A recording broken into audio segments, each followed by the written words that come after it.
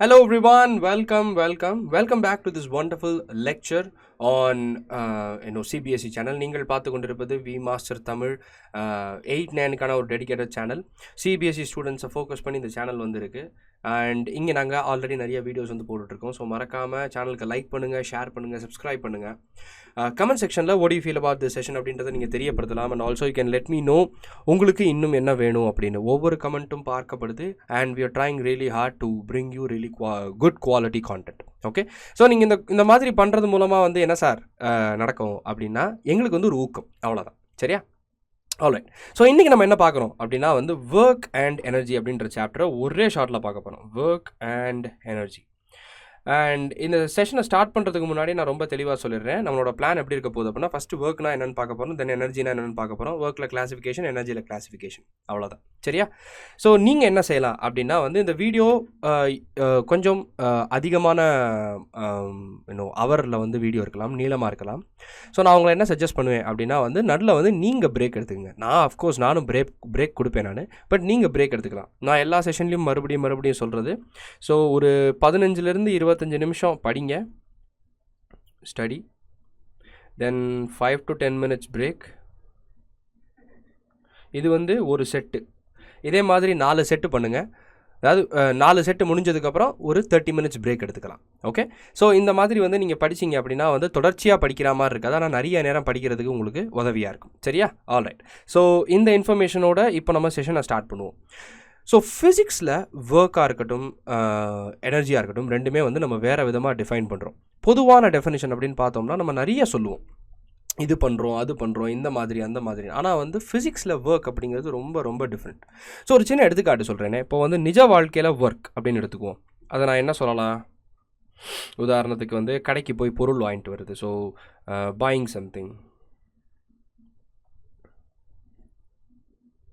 Something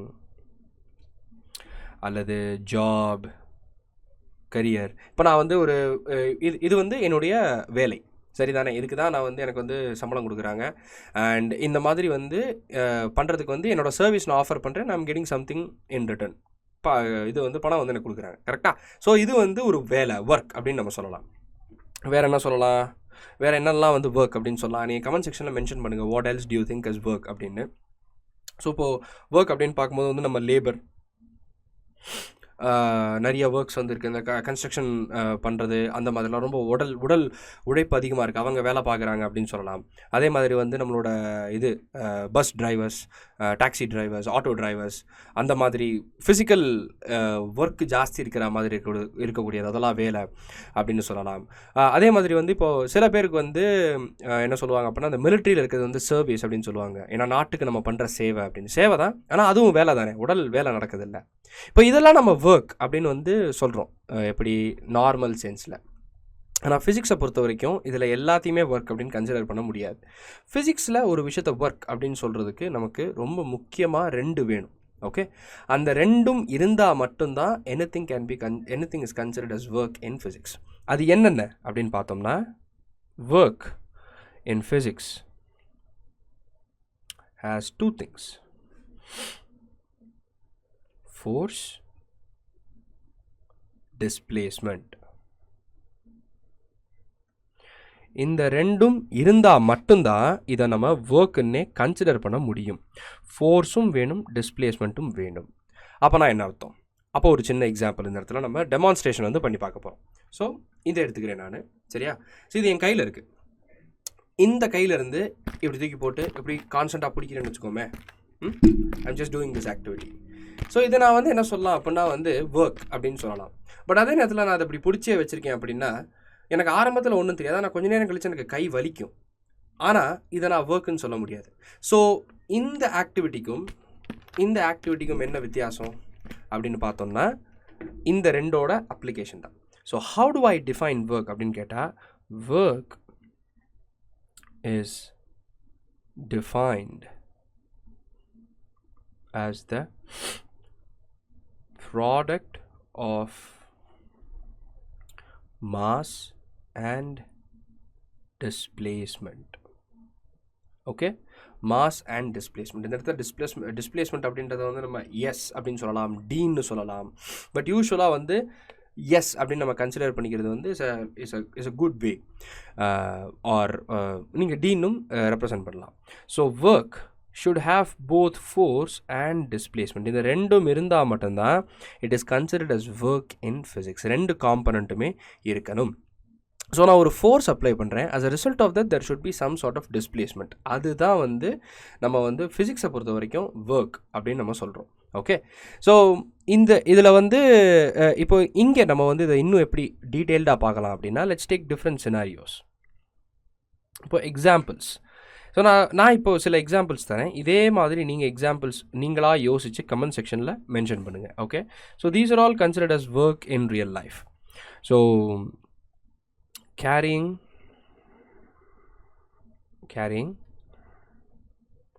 a suitcase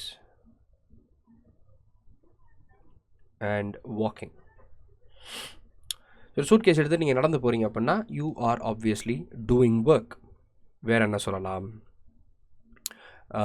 playing any sorts of sport, playing any form of sport is work, because அங்கே கான்ஸ்டண்ட்டாக force இருக்குது, displacement இருக்குது, force இருக்குது, displacement இருக்குது. இந்த ரெண்டுமே இருக்கணும்.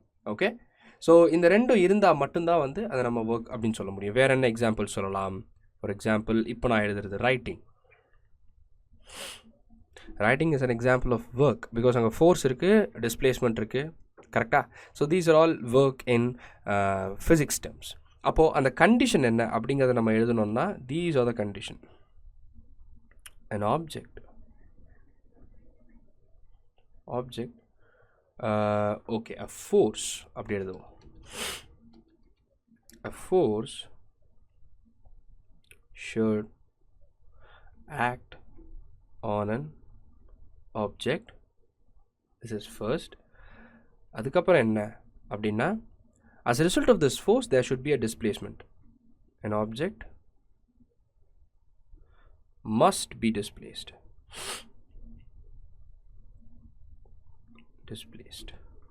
ஓகே, ஸோ இப்படி இந்த ரெண்டு கண்டிஷனும் இருந்தால் தான் அதை நம்ம வந்து ஒர்க்குன்னே சொல்ல முடியும். அப்போது இந்த சினாரியோவில் நம்ம வாழ்க்கையில் நம்ம பண்ணுற நிறைய வேலைகள் ஒர்க்காக கன்சிடரே ஆகாது. உதாரணத்துக்கு நீங்கள் எவ்வளவு நேரம் இப்போ இந்த வாட்டர் பாட்டில் அப்படி பிடிச்சி வச்சுக்கிட்டே இருந்தால் ரொம்ப நேரம் கை வலிக்கும். அதே மாதிரி தான் வந்து வாழ்க்கையும் நீங்கள் வந்து பிடிச்சிக்கிட்டே இருந்தீங்கன்னா வந்து வாழ்க்கை மனசு வலிக்கும், விட்டுருங்க அப்படின்னு ஃபிலசாஃபிக்கலாக பேசுவாங்க.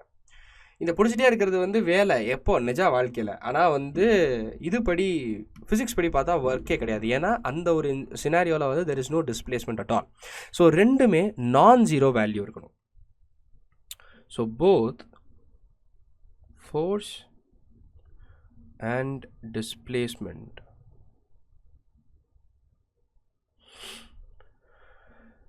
should have a non-zero value.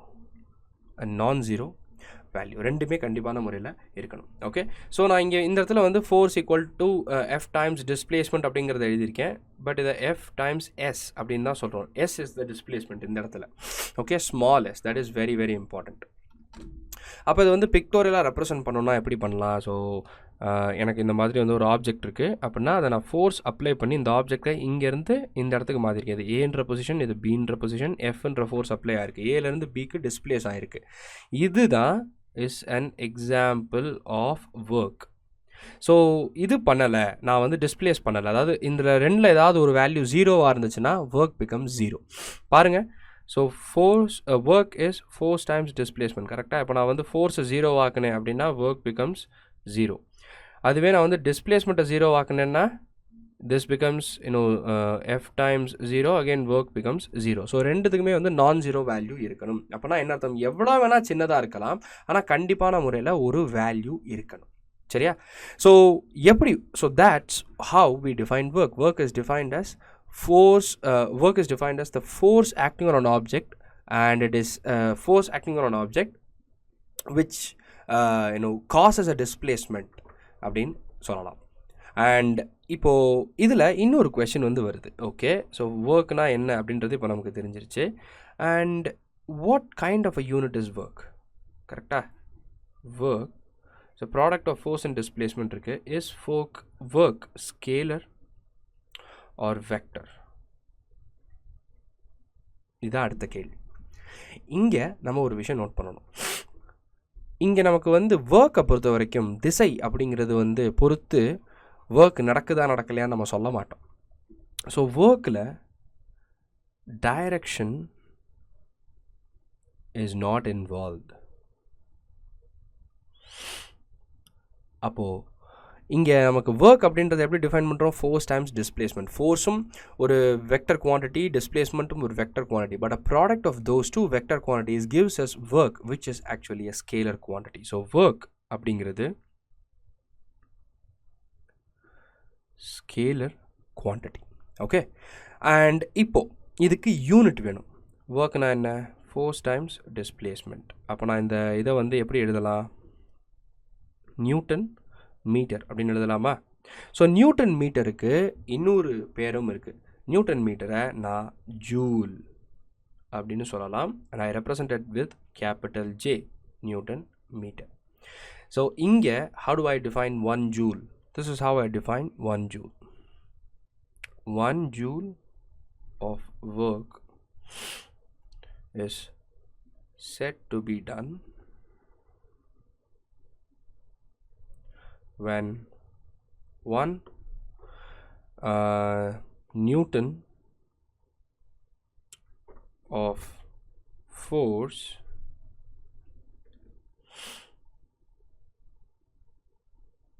Capital லெட்டரில் எழுதக்கூடாது.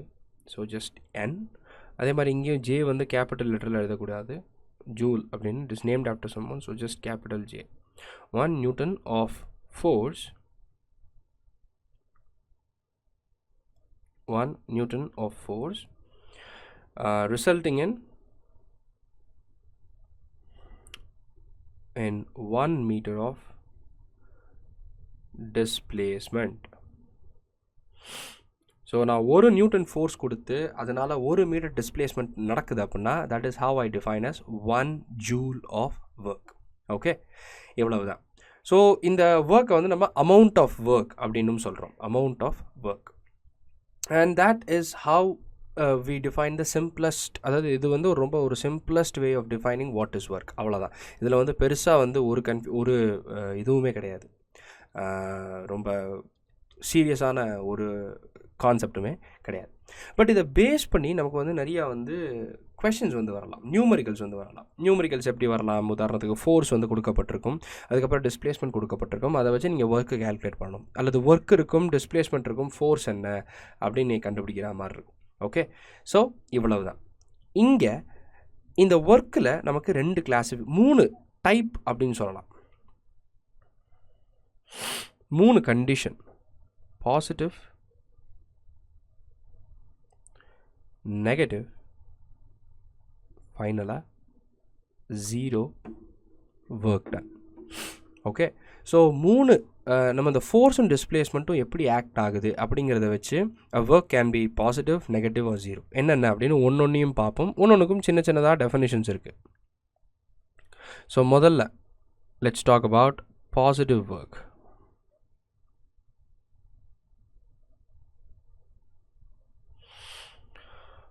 Force and displacement are in the same direction. அதுக்கு பேர் தான் பாசிட்டிவ் ஒர்க். ஸோ ஒரு ஃபோர்ஸ் அப்ளை பண்ணுறோம், as a result of this there is a displacement. ரெண்டும் ஒரே டைரக்ஷனில் இருக்குன்னா it's called positive work. Negative work: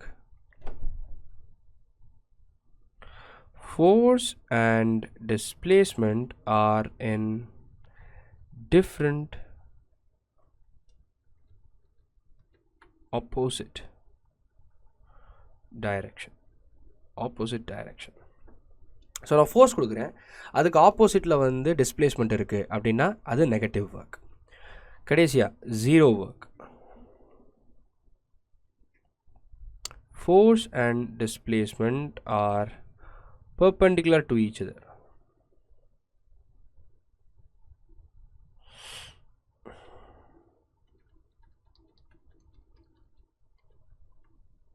Are perpendicular. So நமக்கு ஆப்வியஸாக தெரியும் force work is F S அப்படின்னு. அப்போ இதில் ஏதாவது ஒரு term 0 அப்படின்னா obviously work will be 0. Now what if ரெண்டுமே non-zero value but if it is perpendicular to each other? அதை தான் நான் இங்கே சொன்னேன். நான் if I'm holding it, நான் ஃபோர்ஸ் எங்கே அப்ளை பண்ணுறேன், இந்த இடத்துல அப்ளை பண்ணுறேன். ஓகே, நான் அப்ளை பண்ணுற ஃபோர்ஸ் இங்கே டிஸ்பிளேஸ்மெண்ட்டே கிடையாது. அஸ் ரிசல்ட் ஆஃப் தட் இந்த டிஸ்பிளேஸ்மெண்ட் 0 அப்படின்னு வச்சுக்கலாம். அப்படி இல்லைன்னா நான் டிஸ்பிளேஸ்மெண்ட் பண்ணாலும் இங்கே நான் ஃபோர்ஸ் இப்போது இதை இப்படி கையில் வச்சு நான் பாட்டுக்கு நடந்து போக ஆரம்பிச்சிட்டேன் அப்படின்னா நான் இந்த ஆப்ஜெக்ட் மேலே பண்ணுற ஒர்க் ரொம்ப ரொம்ப கம்மி. Because gravity is acting in this direction and displacement அதில் வந்து பெர்பெண்டிகுலராக இருக்குது. கரெக்டாக டிஸ்பிளேஸ்மெண்ட் வந்து இப்படி ஹரிசாண்டலாக போகுது, ஆனால் gravity is vertically acting downwards. So the work done by gravity on this bottle is actually 0. Okay, அதுதான் வந்து perpendicular அப்படின்னு நான் வந்து சொல்கிறேன். Okay, so work done can be positive, work done can be negative based on the direction of displacement and force. So usually வந்து ஃபோர்ஸை வந்து நம்ம வந்து நெகட்டிவாக ஃபோர்ஸும் நெகட்டிவாக இருக்கலாம். Because if it is acting opposite to the motion அப்படின்னா வந்து ஃபோர்ஸ் இஸ் நெகட்டிவ். கரெக்டாக? ஏன்னா தெர் ஆர் சர்டன் கன்வென்ஷன்ஸ் அப்படின்னு சொல்லலாம். இந்த விஷயங்கள்லாம் வந்து ரொம்ப எழுதப்படாத சட்டம் அப்படின்னு எப்படி எடுத்துக்கிறோம்?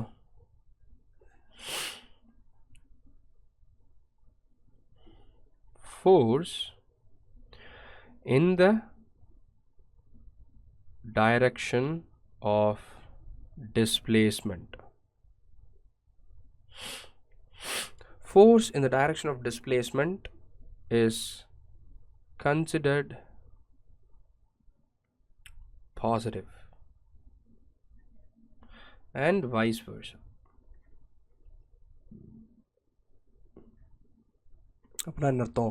ஒரு டிஸ்பிளேஸ்மெண்ட் இருக்குது, அதே டேரக்ஷன் ஃபோர்ஸ் அப்ளை பண்ண டேரக்ஷன்லேயே டிஸ்பிளேஸ்மெண்ட் இருக்குன்னா அந்த ஃபோர்ஸை பாசிட்டிவாக எடுத்துக்கிறேன், ஆப்போசிட்டில் இருந்தால் நெகட்டிவாக எடுத்துக்கிறேன். So obviously negative work done, positive work done with a constant displacement. அதே மாதிரி டிஸ்பிளேஸ்மெண்ட்டையும் சொல்லலாம். Displacement in the direction of force is considered to be positive.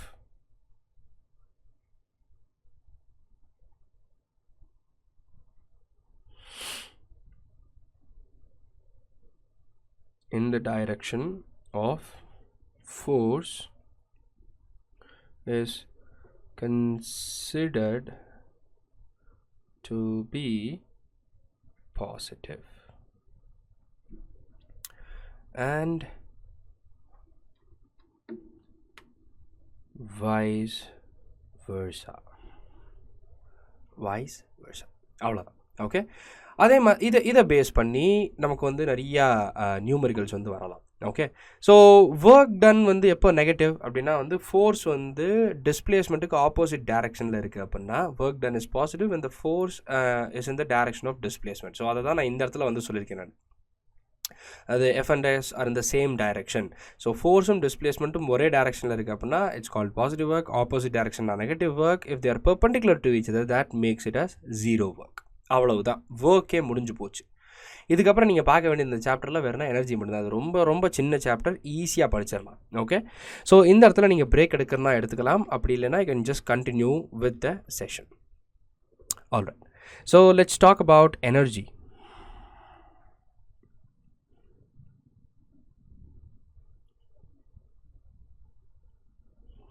எனர்ஜியில் ரெண்டு இருக்குது. First of all, how do I define energy? Energy is defined as the capacity to do work, ability to do work. அப்போ நான் work in terms of energyல சொல்றேன் அப்படின்னா work is just a change in energy. Change in energy. Work is just change in energy. So இது நமக்கு வந்து ரொம்ப புரிய வேண்டிய ஒரு விஷயம். கரெக்டா? ஸோ அப்போது இது இருக்குது அப்படின்னா what is the SI unit of energy?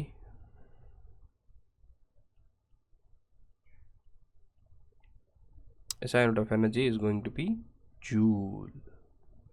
அவ்வளோதான். Okay, the same joule. ஏன்னா it's just ability to do work அப்படின்றதுனால இதுக்கு செப்பரேட்டாக ஒரு யூனிட் வந்து கிடையாது. த சேம் யூனிட் தான், ஜூல் தான். ஆனால் ஜூல் நம்ம இங்கே சொல்லும்போது வந்து நார்மலாக சொல்ல மாட்டோம், நார்மலாக வெறும் ஜூலில் சொல்ல மாட்டோம். இங்கே வந்து நம்ம கொஞ்சம் ஹையர் வேல்யூஸில் சொல்லுவோம். ஸோ கிலோ ஜூல் அந்த மாதிரி. ஸோ 1 கிலோ ஜூல் அப்படிங்கிறது வந்து 1000 ஜூல்ஸ். ஏன்னா எனர்ஜி அப்படின்றப்போ வந்து it's going to be of bigger quantity, higher magnitude அப்படின்றதுனால தௌசண்ட்ஸில் வந்து சொல்கிறோம் கிலோ ஜூல். அவ்வளவுதான், இதில் வந்து வேறு ஒன்றுமே கிடையாது. Okay, so energy is the capacity to do work, ability to do work அப்படின்னு சொல்லலாம். ஒர்க்கை வந்து இன் டர்ம்ஸ் ஆஃப் எனர்ஜியில் நான் எக்ஸ்பிளைன் பண்ணுறேன்னா it is the change in energy அப்படின்னு சொல்லலாம். இந்த எனர்ஜியில் நிறையா ஃபார்ம்ஸ் இருக்குது, என்னென்னு பார்ப்போம். What are the different forms of energy?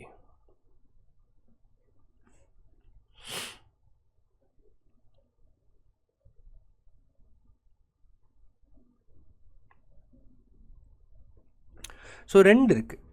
First of all நமக்கு வந்து நிறைய அதர் ஃபார்ம்ஸ் ஆஃப் எனர்ஜி இருக்குது. உதாரணத்துக்கு வந்து பார்த்தோம்னா லைட் எனர்ஜி, ஹீட் எனர்ஜி, அதெல்லாம் கிளாஸிஃபிகேஷன். பட் எல்லாமே வந்து comes to two forms. Okay, mechanical, அதாவது மெயின் ஃபார்ம் வந்து பார்க்கும்போது heat, light, sound, chemical, and then mechanical. Mechanical energy la we have two types, potential and kinetic energy. அவ்வளவுதான்.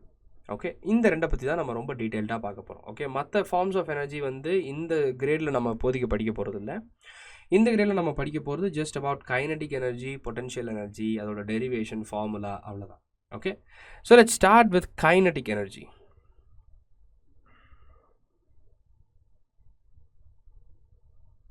அப்போனா என்ன அர்த்தம்? Energy by virtue of motion. So when an object is in motion, abdina, it will possess energy, and that energy is called as kinetic energy. Moving objects possess energy. Moving objects possess energy. இதனால தான் we are able to harness a lot of energy. உதாரணத்துக்கு wind, hydro, tidal, oceanic waves, இதெல்லாமே வந்து we are able to harness it, and அதிலிருந்து electricity or other forms of energy எடுக்க முடியுது. ஏன்? Because moving objects or moving particles possess energy. Alright, இது வந்து ஒரு சின்ன கான்செப்ட் regarding energy. இதுதான் டெஃபனிஷன். இது வந்து அதாவது கைனடிக் எனர்ஜியை பற்றி சொல்கிறேன் நான். அண்ட் எனர்ஜி வந்து ட்ரான்ஸ்ஃபர் பண்ண முடியும் அப்படின்றதையும் நம்ம வந்து பார்ப்போம். ஸோ இதுக்கு எக்ஸாம்பிள்ஸ் வந்து சொல்லணும், கைனடிக் எனர்ஜிக்கு எக்ஸாம்பிள் சொல்லணும் அப்படின்னா வந்து ஃபாலிங் கோகோனட், கரெக்டாக, தேங்காய். அதுக்கப்புறம் வந்து speeding car,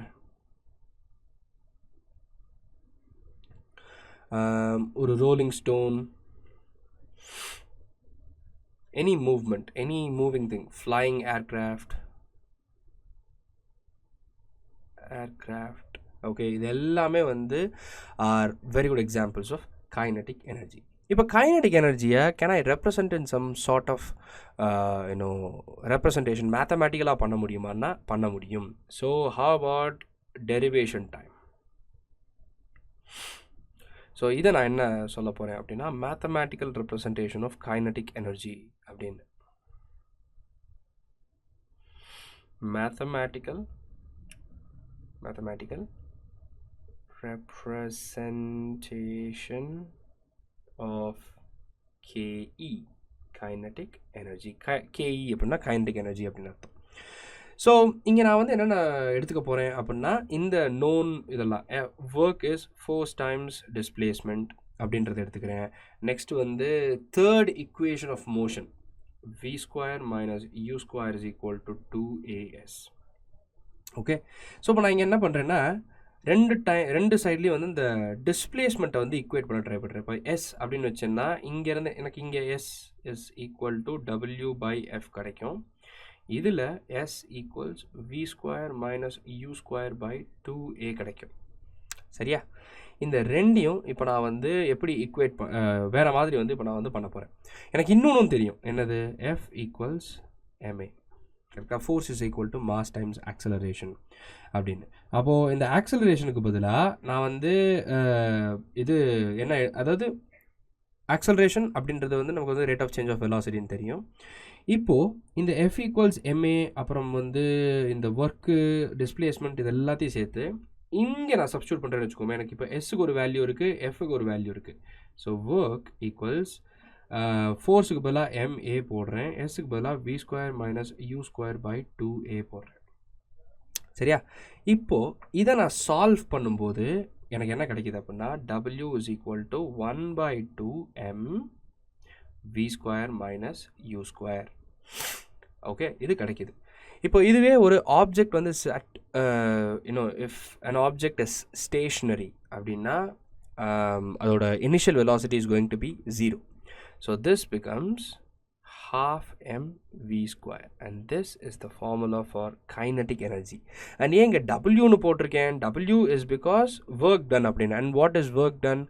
Work done is just a change in energy. அப்போ energy kinetic is going to be half mv². This is the mathematical representation. And again இதை வச்சு உங்களுக்கு நிறைய நியூமரிக்கல்ஸ் வரும். நியூமரிக்கல்ஸ் ஒரு தனி வீடியோவில் நம்ம வந்து பார்ப்போம். Alright? So this is about kinetic energy.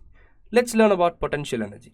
இந்த சாப்டர் இவ்வளவு ஈஸியான சாப்டர், ஒரே ஸ்ட்ரெச்சில் அசால்ட்டாக படிச்சிடலாம். Let's talk about potential energy. Potential energyனா என்ன?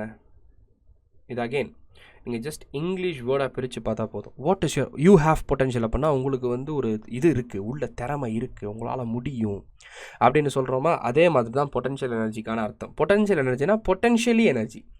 எந்த ஒரு ஆப்ஜெக்டும் when is at rest it is capable of having energy or capable of exerting energy. Any object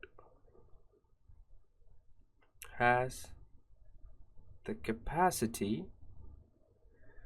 to build up energy. Okay, any object has the capacity to build up energy அப்படின்றத வந்து நம்ம சொல்கிறோம். that is called as potential energy. It's potentially energy. So இந்த energy வந்து ஒரு ஆப்ஜெக்டில் வந்து store ஆகிருக்கும், and this is due to work done on the object. Energy is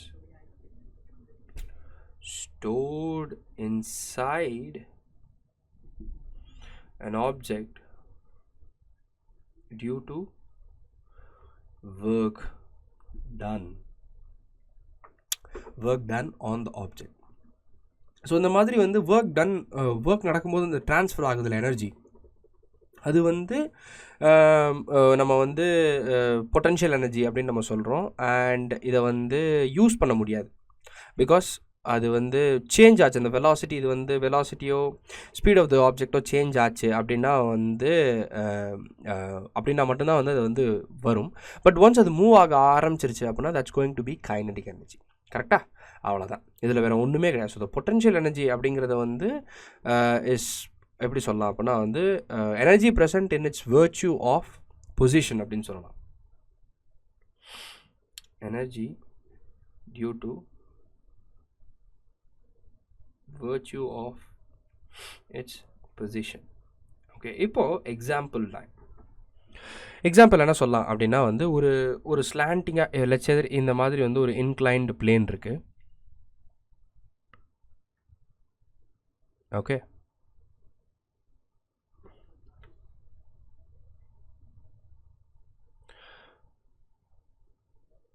இப்படி ஒரு இன்க்ளைன்டு பிளேன் இருக்குதுன்னு வச்சுக்குவோம். இந்த இடத்துல மேலே நான் இப்படி ஒரு ஆப்ஜெக்ட் வைக்கிறேன்னு வச்சுப்போம்.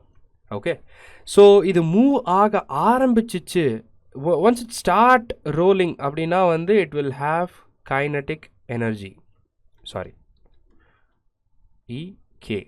பட் இந்த இடத்துல இருக்குல்ல, இந்த இடத்துல இருக்கும்போது இதுக்கு என்ன இருக்குது அப்படின்னா பொட்டன்ஷியல் எனர்ஜி இருக்குது. இந்த இடத்துல இருக்கிறதுனால it might start rolling.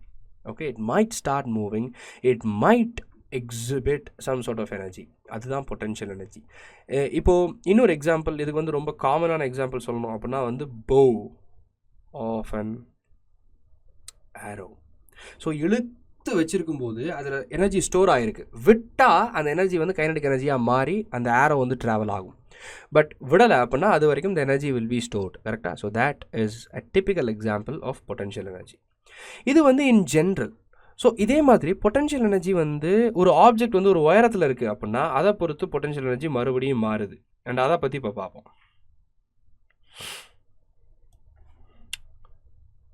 potential energy of an object at a height. Potential energy of an object at a height. Okay, so இதை நம்ம எப்படி சொல்லலாம் அப்படின்னா வந்து as height increases, இதனால என்ன நடக்குது அப்படின்னா வந்து எனர்ஜி வந்து இன்க்ரீஸ் ஆகுது. ஏன்? பிகாஸ் நம்ம ஒரு ஒர்க் பண்ணி as height increases, work is done to move it. So once அந்த நிலைமை அப்படின்னா எனர்ஜி possessed increases. ஸோ ஒரு ஆப்ஜெக்டை கீழேருந்து எடுத்துகிட்டு போக போக மேலே வைக்க there is a very good probability it might fall down. கரெக்டாக? இப்போ நான் இங்கே வச்சுருக்கேன் அப்படின்னா இது விழுகும்போது இதோட எனர்ஜி வேறு மாதிரி இருக்கும். இங்கே வச்சா விழுகும்போது எனர்ஜி வேறு மாதிரி இருக்கும். இன்னும் மேலே வச்சேன்னா விழுகும்போது இதோட எனர்ஜி வேறு மாதிரி இருக்கும். இதை நம்ம கிராவிடேஷனல் பொட்டென்ஷியல் எனர்ஜி அப்படின்னு சொல்கிறோம். Okay, so this is due to virtue of its position from the ground. பூமி கிரவுண்ட்லேருந்து எவ்வளோ உயரத்தில் இருக்குது, எவ்வளோ ஹைட்டில் இருக்குது அப்படின்றத வச்சு அதோட பொட்டென்ஷியல் எனர்ஜி அதிகமாகும். And it increases as you move away from the ground. Okay, இதை மேத்தமேட்டிக்கலாக சொல்லணும் அப்படின்னா we just gonna use the same thing. அதாவது ஃபோர்ஸ் டைம்ஸ், அதாவது ஒர்க்குனா ஃபோர்ஸ் டைம்ஸ் டிஸ்பிளேஸ்மெண்ட் தானே. எப்படி சொல்கிறோம்? இப்போது உதாரணத்துக்கு வந்து லெட்ஸ் சே தட் ஒரு ஆப்ஜெக்ட் இருக்குது. அந்த ஆப்ஜெக்ட் வந்து இனிஷியலாக இந்த பொசிஷனில் இருக்குது. இங்கேருந்து இதை நகட்டி கொண்டு போய் நான் இந்த பொசிஷனில் வைக்கிறேன். Okay, so let's just say. So இந்த இது இருக்குல்ல, டிஸ்டன்ஸ், இந்த ஹைட் இருக்குல்ல, இந்த change in height h. So this is going to increase the energy. அப்போ இந்த ஒர்க் டன் அப்படிங்கிறது ஃபோர்ஸ் டைம்ஸ் டிஸ்பிளேஸ்மெண்ட் இருக்குது. ஃபோர்ஸ் இந்த இடத்துல mass times gravity, because gravity is acting on it. And displacement இந்த இடத்துல வந்து என்னது? Height. So this is the gravitational potential energy. அப்போ இதை வந்து EP அப்படின்னு சொல்கிறோம், mgh, gravitational potential energy. Okay, so potential energy of an object at height h above the ground is given by this formula. இதை use பண்ணி அதே மாதிரி initial point, final point எல்லாம் வச்சு டிஸ்பிளேஸ்மெண்ட் உங்களால் கண்டுபிடிக்க முடியும். அண்ட் டிஸ்பிளேஸ்மெண்ட் கண்டுபிடிக்கிறது மூலமாக ஜியோட வேல்யூ தெரியும், மாஸ் ஆப்வியஸ்லி கொடுப்பாங்க, and you can do the calculations. Next என்ன அப்படின்னா, எனர்ஜி வந்து ட்ரான்ஸ்ஃபர் பண்ண முடியுமா அப்படின்றது அடுத்த கேள்வி. பண்ண முடியுமா?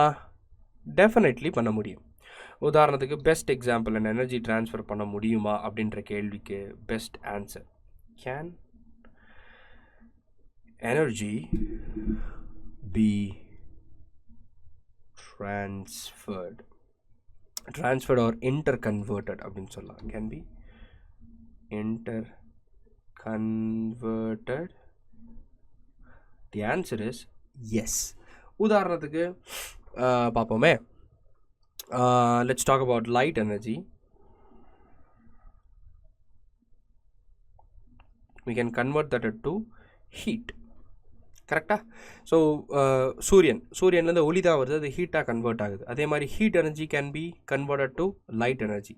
அதுதான் வந்து பல்ப்லலாம் வந்து நம்ம வந்து பார்க்குறோம். இந்த மாதிரி நிறைய விஷயங்கள் இருக்குது. So the conversion of one form of energy to another is possible. And இங்கே வந்து நம்ம லா ஆஃப் தெர்மோடைனமிக்ஸ் பார்க்குறோம் அப்படின்னா, energy can neither be created nor destroyed. It can be transferred from one form to other. அவ்வளோதான், one form to other. So இப்போ வந்து இந்த மாதிரி ட்ரான்ஸ்ஃபர் ஆகுது அப்படின்னா நம்மளால் டெஸ்ட்ராய் பண்ண முடியாதுன்னு சொல்கிறோம்ல. அப்போ என்ன நடக்குது அப்படின்னா, டோட்டல் எனர்ஜி வந்து வேறு மாதிரி ஒரு எனர்ஜியாக கன்வெர்ட் ஆயிடுது. அவ்வளோதான். இப்போ உதாரணத்துக்கு சொல்லுவோம், எலக்ட்ரிக்கல் எனர்ஜி ஆன் பண்ணும்போது மொத்த எலக்ட்ரிக்கல் எனர்ஜியும் லைட்டாக நமக்கு வர்றதில்ல, கொஞ்சோண்டு ஹீட்டாக மாறுது. ஸோ எவ்வளவு இன்புட் எலக்ட்ரிக்கல் எனர்ஜி கொடுக்குறோமோ அது அவுட்புட்டாக ஹீட் எனர்ஜியாகவும் லைட் எனர்ஜியாகவும் நமக்கு கிடைக்குது. இந்த மாதிரி மொத்த எனர்ஜி கன்சர்வ் ஆகுது தெரியுமா ஒரு சிஸ்டமில், அதுதான் நம்ம லா ஆஃப் கன்சர்வேஷன் ஆஃப் எனர்ஜின்னு சொல்கிறோம். அதாவது கன்சர்வேஷன் ஆஃப் எனர்ஜி, அந்த சட்ட அந்த லா வந்து law of conservation of energy.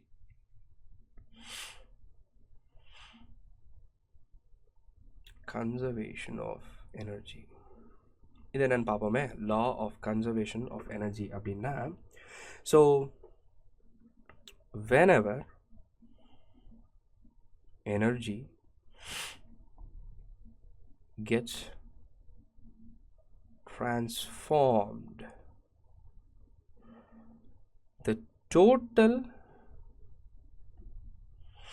energy remains unchanged.